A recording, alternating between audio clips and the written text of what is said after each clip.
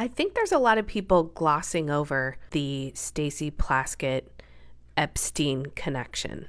And this video, I'm going to really break it down to show you how serious this is on a much bigger level. And this is not for a Republican Democrat debate in here. This is more for like an overall of how corrupt our politicians are. This really shows the inner workings of how much power big money donors have. We're going to start with a clip of her talking about her relationship with Epstein. We know that Epstein had property in the Virgin Islands, right? Yes. What was your relationship with Epstein? So Jeffrey Epstein was a constituent.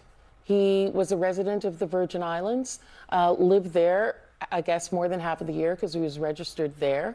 I had received donations from him. So she is referring to her relationship with Epstein as a constituent, okay? And here's the definition: a person who lives in the district, state, or area that an elected representative serves. Virgin Islands is where he had a residency at. And what was that residency? Epstein Island.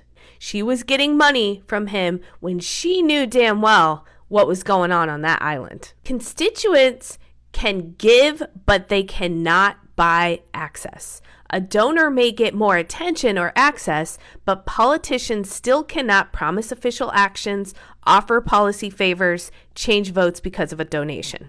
Listen to what she says. But like many constituents, individuals get your phone number, they text you about issues, they speak with you. I have spoken with him about issues that are relevant, things that are going on in the Virgin Islands and elsewhere around the country. Okay, so she just said something very important right here. Like many constituents, they get our numbers. Why would a donor have direct access, a constituent have direct access to her during an oversight hearing?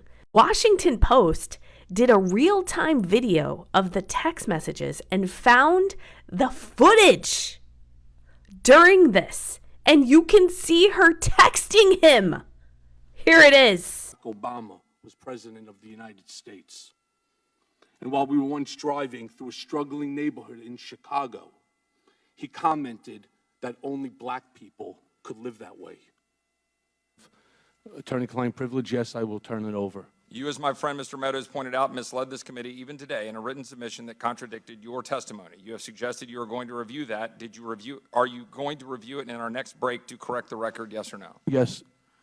Question, you helped out the president's campaign or were involved in the campaign as a representative, as a spokesman, even in your words today. It was your idea for the campaign dating back to 2011. Is Ms. Rona, what is Ms. Rona's position? Rona Graff is Mr. Trump's executive assistant. And would she be able to corroborate many of the statements that you've made here? Yes, her office is directly next to his, and she's involved in a lot.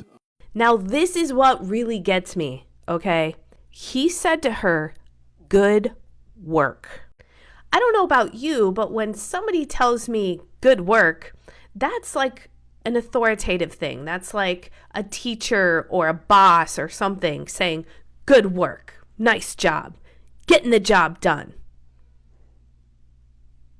Again, donors cannot do this. I guarantee you she is not the only one doing this with other shitty billionaires, okay, that have their cell phone numbers and can put in some intel and tell them what to say. At the end of the day, are these politicians the billionaires' puppets? That is what has been exposed here, people. And there's going to be so much more stuff that is going to be coming out that's just going to show these dirtbags and how the inner workings of our government is working right now.